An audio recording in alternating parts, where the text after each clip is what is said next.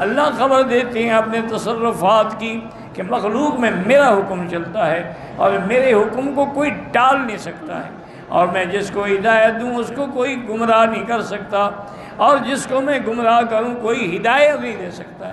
تو لہذا کوئی آدمی اپنے علم پہ، اپنے عبادت پہ، اپنی پیری فقیری پہ ناز نہ کرے، کسی وقت بھی آدمی گمراہ ہو جائے۔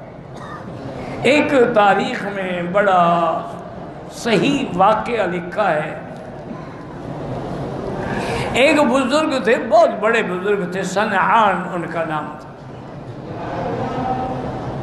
وہ اپنی مریدوں کی جماعت کو لے کے حج کے لیے روانہ ہوئے۔ ان کا راستہ اس طرح تھا کہ وہ پہلے مدینہ شریف میں حاضر ہوں گے، پھر حج میں۔ اس زمانے میں سفر جو ہے اونٹوں پہ ہوتے تھے، اونٹ، گھوڑے، خچر، گدھا، پیدل۔ اسی اثناء سفر میں ایک مقام پر جب آئے، بھئی آرام سے بیٹھو، کیسے بیٹھے ہوئے؟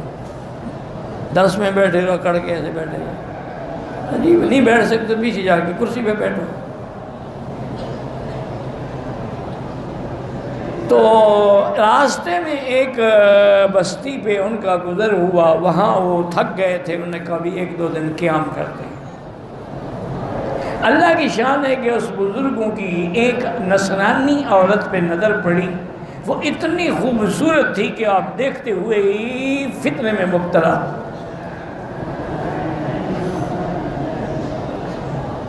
آپ نے جا کے اس سے بات کی کہ بھئی میرے دل میں تمہاری محبت اتنی جاگزیں ہو گئی ہے کہ میں تمہارے بغیر نہیں رہ سکتا۔ اس نے کہا جی میری شرطیں ہیں، اگر مان لیں تو پھر میں آپ کے ساتھ رہوں گی۔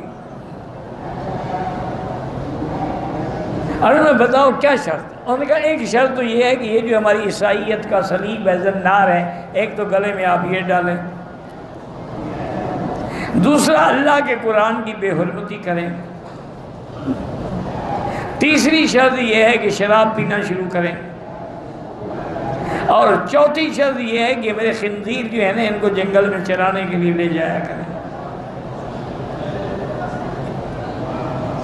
آپ اس کی محبت میں اتنے اندھے ہو گئے تھے، اسی لیے حضور نے فرمایا ایاکم وفتنۃ النساء، خبردار عورتوں کے فتنے سے بچنا۔ دنیا میں دو ہی فتنے ہیں، دولت اور عورت، لیکن جہاں دولت بھی کام نہ کرے نا وہاں عورت کام کر جاتی۔ اللہ معاف فرمائے، اتنے بڑے بزرگ ولی من اولیاء اللہ تھے، لیکن چاروں شرطیں منظور کرنی ایک عورت کے لیے۔ اس لیے یہ خیال نہ کیا کریں کہ ہم عالم ہیں اور ہم مولوی ہیں، ہم درس دیتے ہیں اور ہمارا درس لاکھوں لوگ سنتے ہیں، کہ ایک منٹ سے بھی پہلے بندہ گمراہ ہو جاتا ہے۔ ساری ریاضت، ساری عبادت ختم ہو جاتی ہے جب تک اللہ راضی نہ ہو۔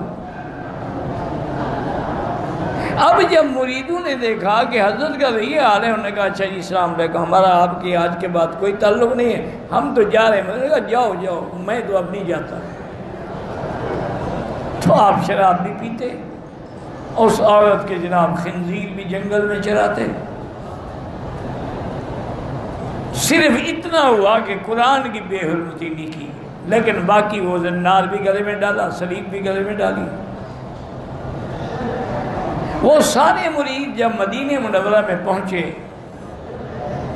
تو ان کے بھی ایک شیخ تھے جن سے وہ بیعت تھے، وہ مدینہ میں رہتے تھے، ان کے پاس مرید آئے اور انہوں نے رو رو کے حال سنایا کہ حضرت سنان کا یہ حال ہو گیا۔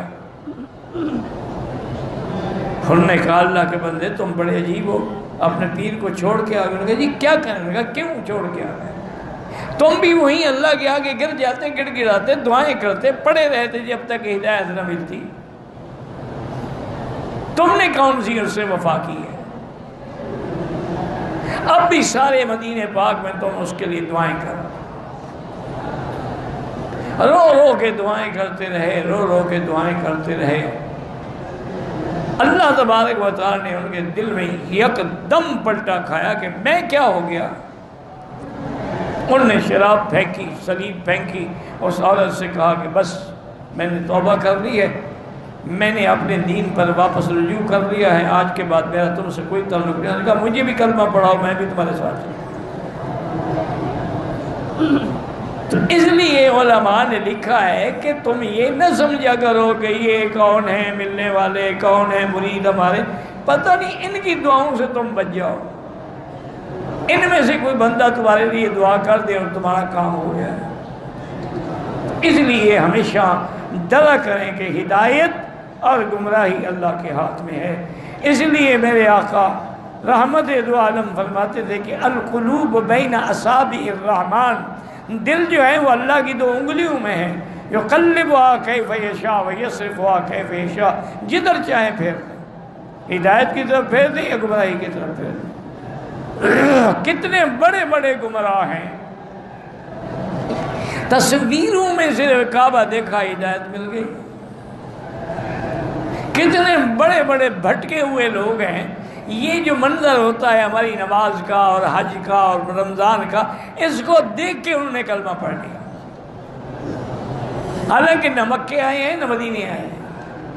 اور کتنے لوگ ہیں جو مکے میں رہتے ہیں، مدینے میں رہتے ہیں، نماز بھی نہیں پڑھتے، باہر کھڑے رہتے ہیں، دکان کا شٹر گرا کے اندر چھپ کے بیٹھ جاتے ہیں، جب نماز ہوتی ہے نکل آتے ہیں۔ مکے مدینے میں رہتے ہوئے حاجیوں کو لوٹتے ہیں، مکے مدینے میں رہتے ہوئے باہر کے ملکوں کے گوشت سستے خرید کے حاجیوں کو کھلاتے ہیں، پتہ نہیں حلال ہے کہ حرام ہے۔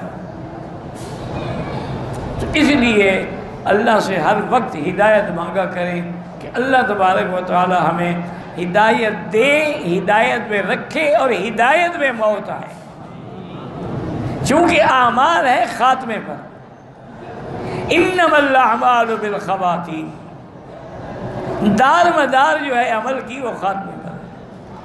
دیکھو نا جی، آج کل جھوٹے پیر اور مداری تو بہت ملتے ہیں نا، لیکن حق والے بہت تھوڑے ہیں، اللہ والے بہت تھوڑے ہیں، اور جتنے ہیں اللہ ان کو سلامت رکھے اور اللہ ان کی محنتوں کو قبول فرمائے۔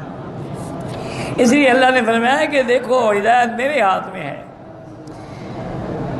من يهد الله فهو المهتد ومن يضلل فلن تجد له وليا مرشدا، جس کو اللہ گمراہ کر دے اس کو کون راستہ دکھانے والا؟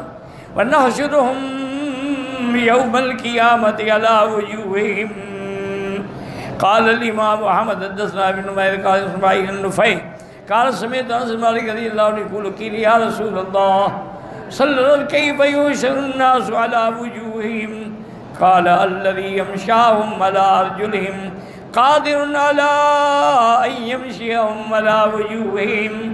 جب یہ آیت اتری تو صحابہ نے پوچھا کہ یا رسول اللہ سر کے بل کیسے چلیں گے؟ تو حضور نے فرمایا اللہ کے بندے جس نے پاؤں پہ چلایا وہی سر کے بل بھی چلائے گا، یعنی پاؤں پر بھی تو اسی نے چلایا ہے، ورنہ کتنے لوگ ہیں پاؤں ہیں لیکن چل نہیں سکتے، تو وہی اللہ پاک ان کو قیامت والے دن الٹا چلائیں گے کہ تم نے اصل دین کو چھوڑ کے الٹا مذہب اختیار کیا تھا، سزا بھی تمہیں یہی مل رہی ہے۔